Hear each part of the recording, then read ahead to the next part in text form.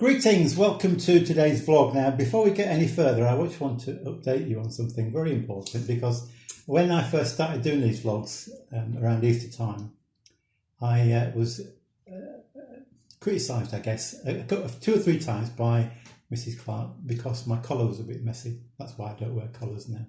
But I was interested and quite amused when we had a message following a vlog of a couple of days ago from our elder daughter, Kaz. She said this: "Just caught up with yesterday's vlog. Mum, I'm not sure how you can comment on Dad's collars, having just seen your cardigan." So thanks, Kaz. Really appreciate that message. Just shows we're both a bit scruffy at times. Always. Always. Mainly. Mostly. Anyway, there we go. So we told you yesterday about how difficult it was to make the decision to move from Sheffield, where we expected to stay another 3 years, to Doncaster. Rather unexpectedly and suddenly, but we did believe it was God's within God's plan for us, but it was nevertheless very, very difficult.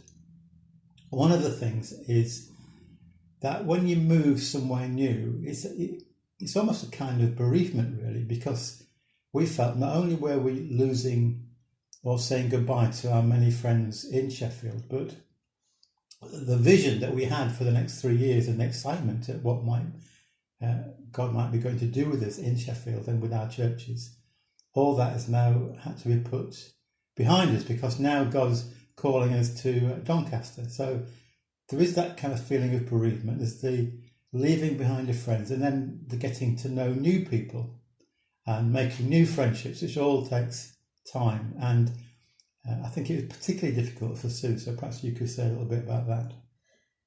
Yeah, well, the first thing that happened really was before we left Sheffield, Kaz had gone on a year out. That's our elder daughter. To Wales. And hasn't come back since. And has stayed there ever since. So, she decided that she wasn't going to come back, and certainly not to a different place. So that was quite hard. And then we just arrived and unpacked, and the day after our furniture had arrived, we're going down to Gatwick Airport to take Steph, our younger daughter, on a 6 months out to Israel before she started her nursing training.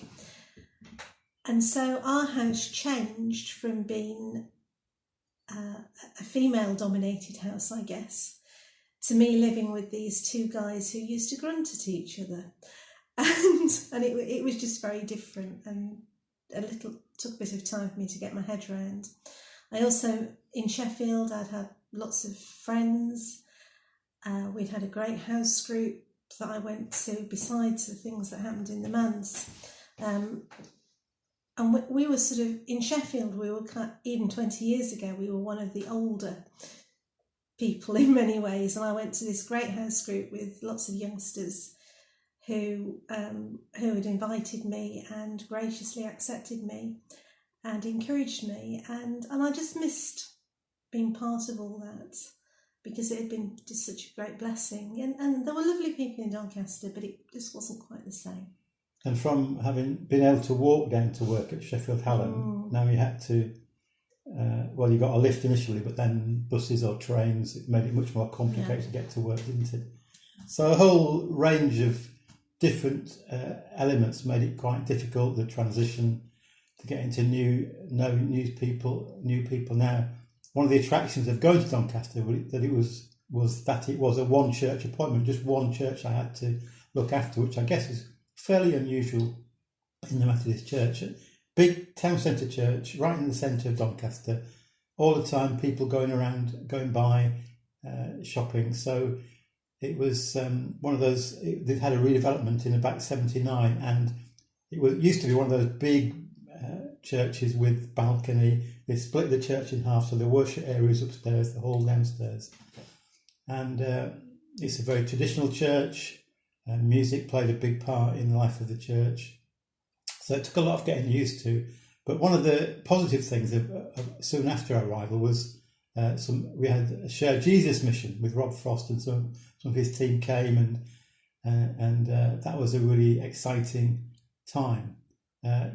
getting involved in that, welcoming these people to sharing mission with us in the town centre. So that was a good start, very positive.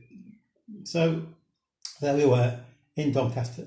Now we live near the racecourse, and again about the church. As I said, we've used the word traditional. That is a good description, and I think there were some fantastic people there, lovely, gracious, holy people there.